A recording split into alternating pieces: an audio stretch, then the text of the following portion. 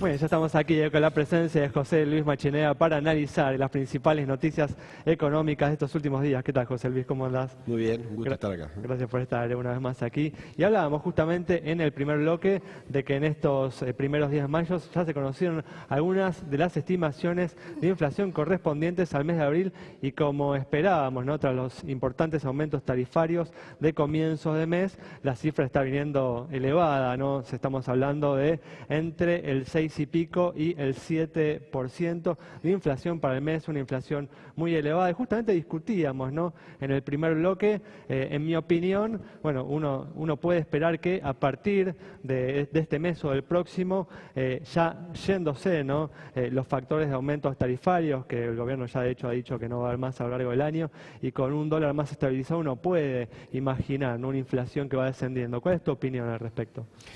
No, yo creo que sí, que definitivamente la inflación va a disminuir porque los aumentos tarifarios o no van a estar o no van a tener la magnitud que han tenido en el primer semestre del año. Creo que, como ya hemos hablado más de una oportunidad, la situación era complicada y había ciertos aumentos tarifarios que eran indispensables. Creo que algunos que hemos tenido últimamente no eran necesarios y en el área energética, de energía en particular, se han dado aumentos que sinceramente me parece que podían postergarse en el tiempo, ¿no? Hablamos ampliamente, ¿no? Sí. Por ejemplo, el aumento de la nafta, ¿no? La nafta es un despropósito, país con la nafta y el gasoil más caro de toda América Latina.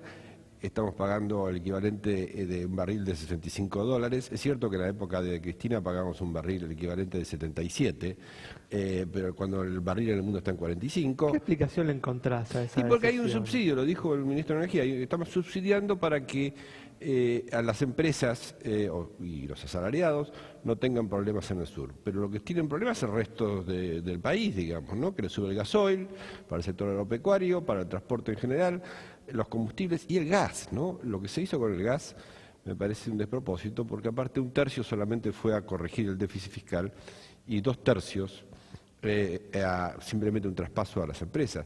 Quizá eso había que hacerlo. Yo entiendo que cada ministro en su área tiene muchas distorsiones que trata de corregir. El problema es cuáles distorsiones uno prioriza y cómo las pone en el contexto de un programa global.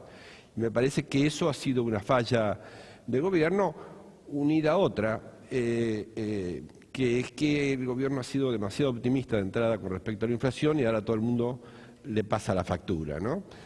Esto en un contexto donde yo estoy de acuerdo con las líneas generales de eliminar distorsiones, de la política del Banco Central, creo que se ha puesto mejor desde mi punto de vista, un Banco Central que interviene en el mercado. Yo interveniría un poco más y quizá ahora bajaría un poco las tasas de interés, pero en un contexto de lineamientos generales me parece que se han cometido errores que son importantes en un contexto o en una situación donde el contexto político se ha puesto complicado, ¿no? ¿Crees que estos errores justamente pueden tener consecuencias en la evolución económica, ¿no? Del segundo semestre, que uno podía esperar justamente, como decíamos recién, un segundo semestre más tranquilo en términos de precios, con alguna recuperación, ¿no? En la actividad económica?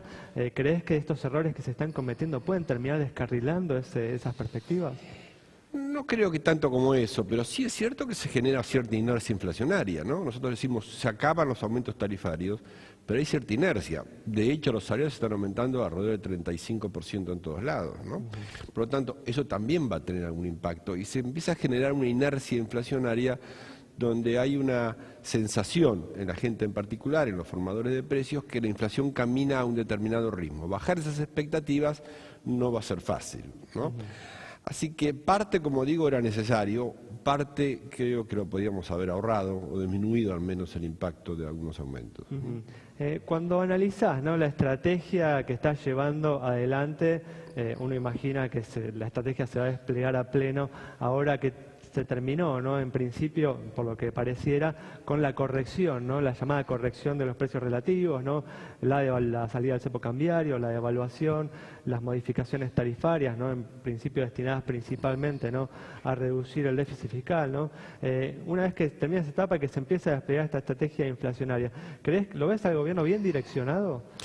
Sí, yo creo que el gobierno está bien direccionado, como digo, con un exceso de optimismo inicial donde iban a venir las inversiones de un día para otro. Las inversiones, como creo que hemos charlado acá, no vienen de un día para otro, ¿no? Requieren algún tiempo de mirar qué pasa en la economía, qué pasa justamente con los aumentos salariales, qué pasa con los conflictos sociales o políticos. O sea, eso requiere algún tiempo y el impacto, en el mejor de los casos, va a ser en el 2017. Por lo tanto, yo creo que el gobierno debiera apostar a que el segundo semestre se reduce la tasa de inflación y que estos aumentos salariales permiten aumentar en el corto plazo algo el consumo, algo la demanda, junto con lo que el gobierno comienza a anunciar que es más obra pública, ¿no? Y eso que se paró muy fuerte en el primer trimestre del año, me da la impresión que con el lanzamiento de esto, supongo que en julio o agosto estaremos con un programa de obras públicas más razonable de acuerdo a la coyuntura, ¿no? Como mencionaste, ¿no? Al paso, el tema de las tasas de interés, hasta el momento pareciera, ¿no?, que la única herramienta que está utilizando, ya lo hemos comentado más de una vez aquí en Café Financiero, el gobierno para enfrentar y para intentar reducir la tasa de inflación es, ¿no?, la tasa de interés que fija semanalmente el Banco Central para regular, ¿no?, la oferta de dinero. ¿Ves que se está coincidís, digamos, con este enfoque que está como muy sesgado hacia lo que es la política monetaria? Bueno, es cierto, el gobierno al adoptar un patrón de reducción del déficit fiscal gradual, automáticamente pone más peso en los aspectos monetarios. Es que poner mucho más énfasis en los aspectos fiscales en el corto plazo hubiese sido más recesivo en el corto plazo. Así que yo creo que en principio estoy de acuerdo con algunos desacuerdos parciales, ¿no? Ahora, uno tampoco ve, disculpa José Luis, uno sí. tampoco ve un diálogo con los distintos sectores de la economía, ¿no? Pareciera como si el problema de la inflación es un problema que atañe exclusivamente a los hacedores de la política económica, cuando en verdad la inflación es un problema social, ¿no? Así es. Sí, el gobierno había ensayado o había dicho inicialmente que iba a ser, no dijo de esos términos, un acuerdo de precios y salarios, no lo dijo así, pero daba la sensación, una mesa para hablar de precios y salarios, y lo dejó de lado. Y yo creo que alguna política de ingreso, con alguna mayor presión quizá en el mundo empresario y también algún acuerdo, en ese caso mayor con el mundo sindical, hubiese ayudado. Sin eso, el énfasis queda más en la política monetaria y fiscal.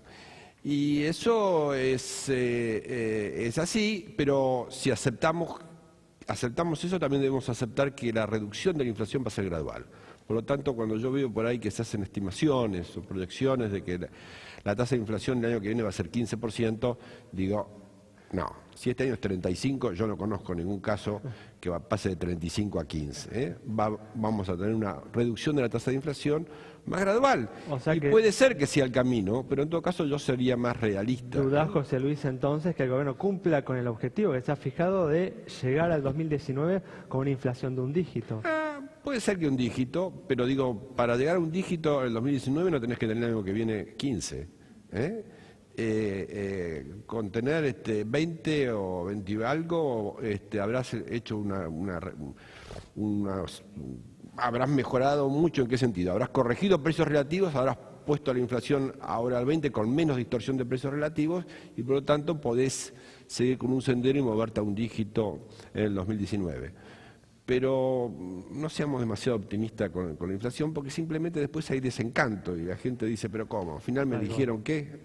Nos queda un minuto, también mencionaste al paso, justamente se está hablando mucho en estos días del problema del empleo. ¿Cuáles crees que son las claves para comenzar justamente a resolver esta problemática? Creo que la obra pública, creo que la discusión con las empresas para tratar de negociar mecanismos que hagan que las empresas no saquen gente, no despidan gente, que inclusive con algún tipo de subsidio por parte del sector público en el margen. ¿Estás de acuerdo con la ley antidespido? Pero no con la ley antidespido, porque si hay algo que ahuyenta la inversión, era una ley antidespido, pero es algo que también conspira contra el empleo, porque si hay una ley antidespido, las empresas tienden a despedir, primero a despedir más rápido y segundo a no tomar gente si no están seguros que llegado el caso van a poder despedirlas. Entonces, me parece que sí hay que hacer políticas para aumentar la demanda, que sí hay que hacer políticas para tratar de mantener empleo, poner alguna presión, algún subsidio, en el caso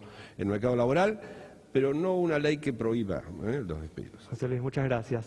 Nos vamos entonces con el análisis de José Luis Machinea sobre los temas que nos están preocupando hoy en relación a la economía y las perspectivas que esta presenta. Nos reencontramos el próximo viernes a las 20 horas aquí en Metro.